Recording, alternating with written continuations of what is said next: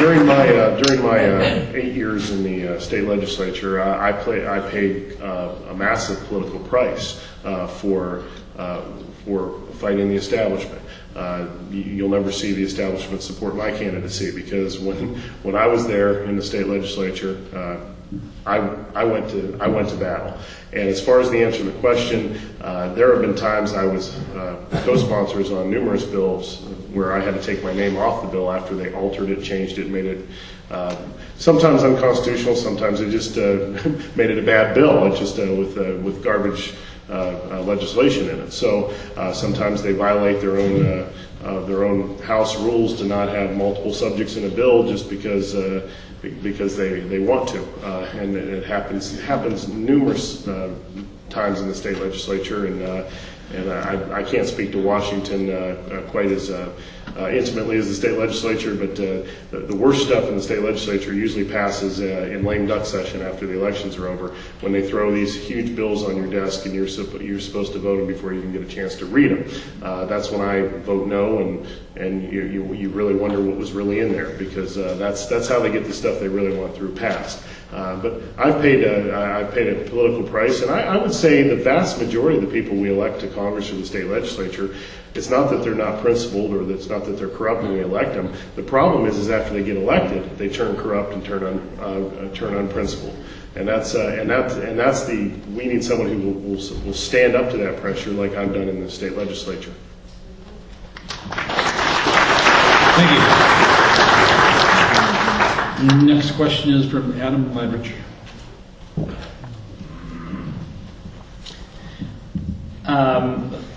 My question is for all the candidates. I would like just to see by a quick show of hands, which one of you are members of the NRA?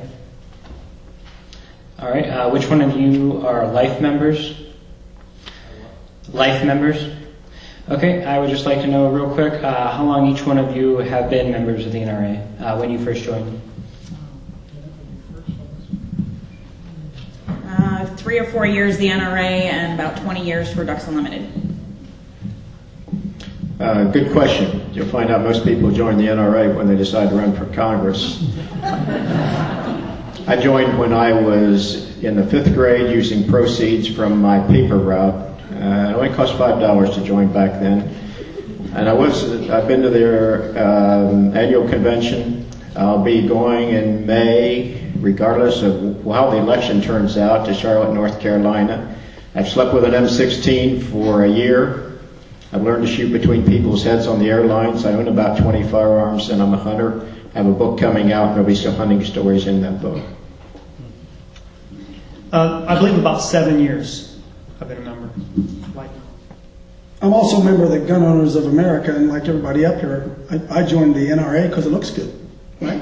But here's what happens: people get endorsements from those groups, and they think that looks good on your resume. I understand the Second Amendment supports the First. I understand that. I'm a hunter, done all that stuff, but it's whether or not you have to be a member of an organization in order to be a supporter of gun rights. That's kind of foolish to say that, right? I support the troops, but I'm not a member of the American Legion, so I think I support gun rights.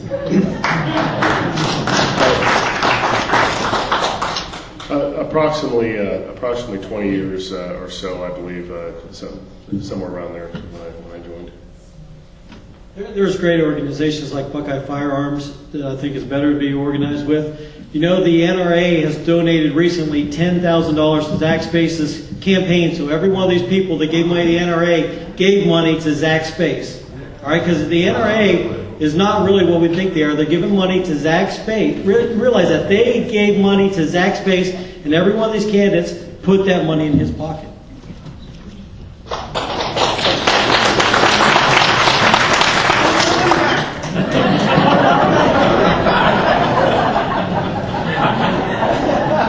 Terry Ledrich.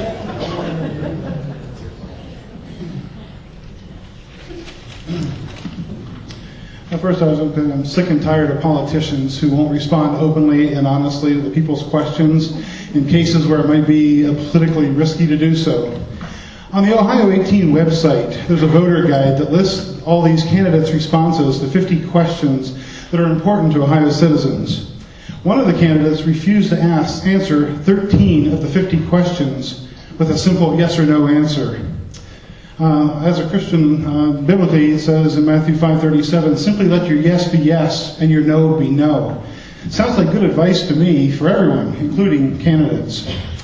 At the Zanesville candidate night 2 weeks ago, the candidates were asked how they voted last year on Ohio Issue 2, the Livestock Care Standard Board constitutional amendment. 6 of the 7 candidates answered the question. The one that refused to answer the question did so by stating, and I quote, "I don't believe I'm obligated to tell you how I voted." Sounds like somebody's been to the Obama School of Transparency to me. Ms. Moll, if you truly desire to become a servant of the people, transparency and openness will be demanded of you. And I believe you are obligated to tell us how you voted. Your unwillingness to answer the people's questions or answering them with non-committal answers seems to me that you are already walking the walk of a career politician. My question is, why did you not answer 13 of those questions on the questionnaire with a simple yes or no? And why do you feel that you're not obligated to tell the people how you voted on a major Ohio constitutional amendment? Questions that the rest of this panel were quite willing and apparently able to answer. Starting with the second one first. When we look at things like card check, I think if I asked everybody in this room, do you believe when there's a union vote that people should be publicly pressured, and should they have to vote publicly? I'm guessing the vast majority of you would think that's a bad idea. And when I go to the polls to vote, my vote is just as private as yours. Now, however, when I'm going to Washington, D.C., I'm asking to represent you. And when I go to D.C., my votes and all of my votes will be public record.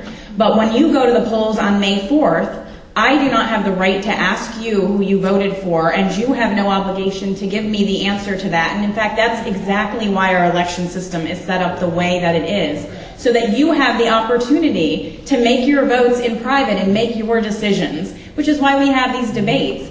And when you look at the 50 questions in this questionnaire, I understand that everybody wants to talk as if lawyers going to D.C. is a bad thing. But I have spent my career analyzing legislation, first for Ducks Unlimited, later at the Ohio State College of Law, and including for the Ohio Common Pleas Judges Association. And I've spent years teaching local high school so that every word that you write in legislation has a meaning, a specific meaning. Like if you use the word may, when somebody appears before a judge, the judge can make the decision. In this specific case, should the sentence be this, or based on their age and other factors, should it be something else? But when you write a law and you use the word shall, that same judge has no discretion. They have to give the same sentence to every person who commits that crime.